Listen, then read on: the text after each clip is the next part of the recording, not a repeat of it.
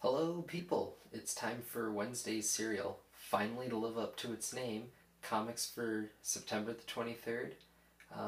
Just thought I'd share my initial thoughts. No spoilers, so I'm not going to get too deep into it.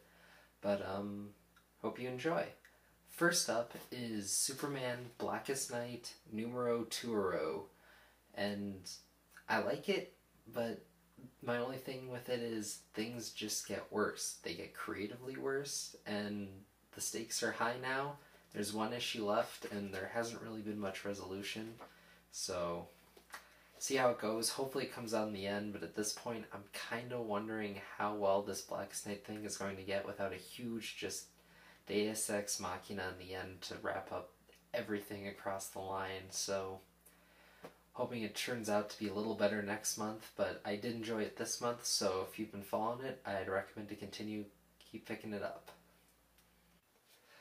Next up is Detective Comics 587, where we have, I guess, the end of the first chapter of the Batwoman arc, and then the next installment of the little question side, and there's nothing else to say except if you're not picking up this comic, you're missing out on possibly the best superhero comic on the shelves any month so far that it's been out since this relaunch. Just top down, awesome.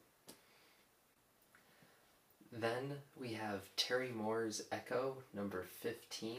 I've heard a lot of people talking about this comic, which is a real shame because, like everything else Terry Moore creator owned, it's top-notch. He has the most human characters that I've seen going through this corporate espionage story, and the pacing's perfect every episode or issue.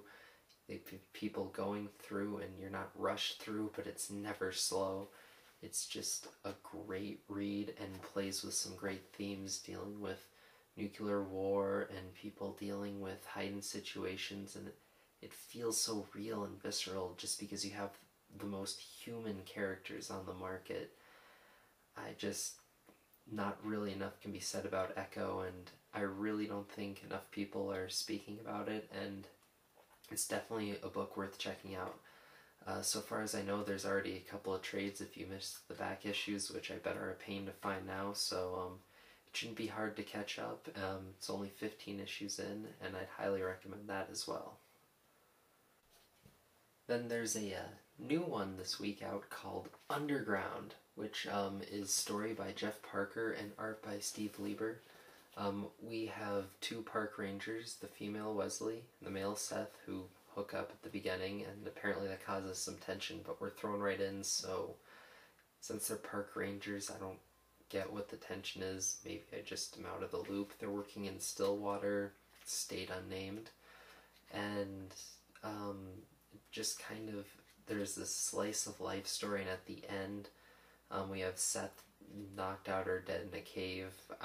Since it's a comic, I wouldn't dare say which, but it's a miniseries 1 of 5, so you can ask the character. I don't know, I enjoyed reading it, but at the same time I didn't really get what the story was, or even what genre to put this under yet, honestly. But I did enjoy reading it. I really think this is a great example of a comic that, instead of releasing it issue by issue, would be so much stronger collected. Obviously, I can't say for sure because I only have issue 1 of 5, but reading issue 1, I was intrigued, but just confused, and now, next month, I'll see where my budget is. May or may not pick it up, but I'm gonna leave this at a teeter-totter. I don't know how to rate it or what really to think of it yet, but if anyone else has any opinions on this comic who's read it, I'd love to hear them. Then, Marvel fans, we have ASM 606 with Joe Kelly writing. We have McCone, who I'm unfamiliar with on most of the art, and I don't know, it was a great issue as it has been since the relaunch. Bit more soap drama than most other issues.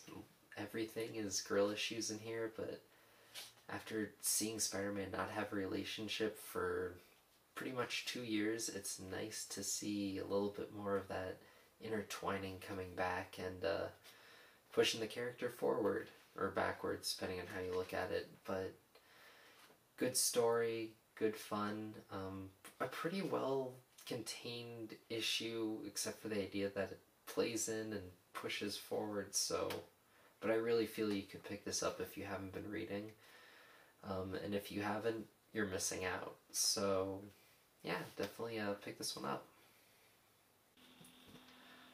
I also read Avengers The Initiative number 28 this week, and interesting as always, biggest team book ever, too many characters to count, and honestly, if you haven't been reading it, it'd be pretty hard to crack in now.